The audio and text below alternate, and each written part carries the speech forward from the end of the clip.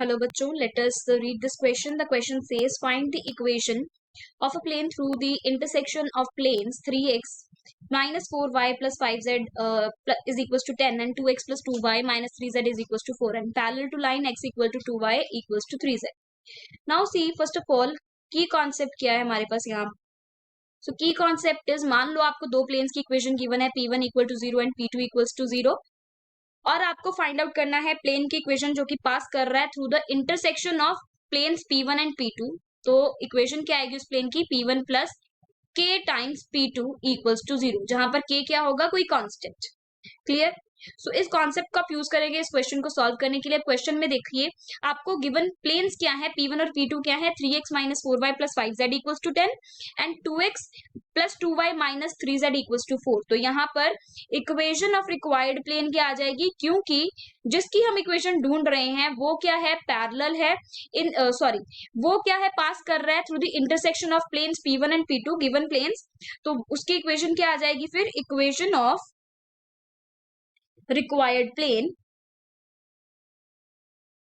is given by P1 plus lambda P2. तो P1 के आपके पास 3x minus 4y plus 5z, 10 को दूसरी साइड ले आएंगे तो minus 10 plus k times P2, P2 is 2x plus 2y minus 3z minus 4 equals to 0.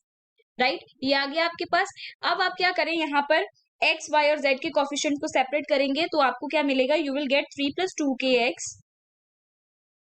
Minus 4 plus 2ky 5 minus 3k z minus 10 minus 4k equals to 0. Clear. अब आपको एक line की equation भी गिवन है.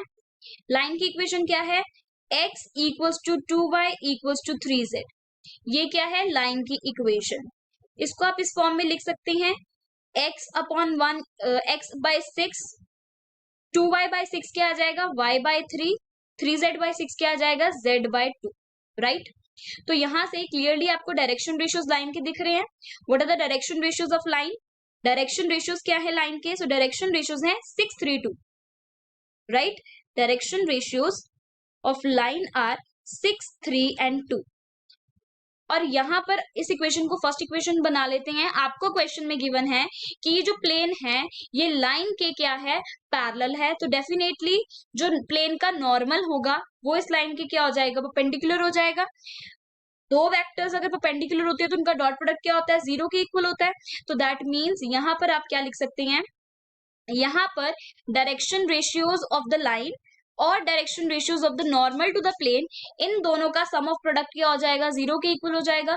That is dot product equal to 0. Right, अगर vector form में उनको लिखते हैं तो यहां पर आपके पास आ जाएगा 6 into, this implies 6 into 3 plus 2k plus 3 times minus 4 plus 2k plus 2 times 5 minus 3k is equal to 0. ये किसके इक्वल आ जाएगा, 0 के इक्वल आ जाएगा. अब आपको k की वैल्यू यहाँ से आप इजीली k की वैल्यू जो है वो फाइंड आउट कर सकते हैं. सो k की वैल्यू यहाँ से क्या आ जाएगी, simplifying it you will get 12k plus 16 equal to 0. तो k की वैल्यू यहाँ से आ जाएगी माइनस 4/3. अब k की वैल्यू आ गई माइनस 4/3. इसको दोबारा से सब्सटीट्यूट करेंगे आप कौन सी इक्वेशन में, इस फर्स्ट इक्वेशन में, इस इक्वेशन में सब्सटीट्यूट करेंगे. सो you will gate, put the value of k in first equation again.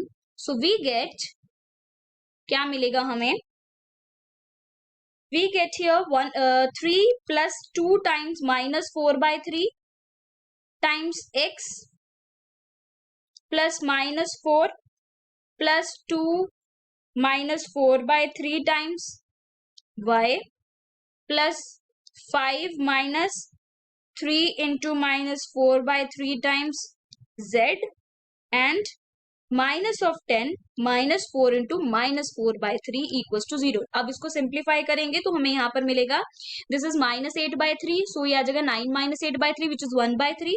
So you will get 1/3x. Similarly here you will get 20/3y plus 27/3 z minus 14/3 equals to 0. So इसको और simplify करके लिखेंगे तो आपको मिलेगा x minus 20y plus 27z minus 14 equals to 0. या फिर इसको लिख सकते हैं x minus 20y plus 27, this is z. 27z is equals to 40. Clear, और यही आपका फाइनल आंसर होगा. So your final answer is the equation of required plane is x minus 20y plus 27z equals to 14. Clear? Hope you understood the explanation well. Thank you and best of luck.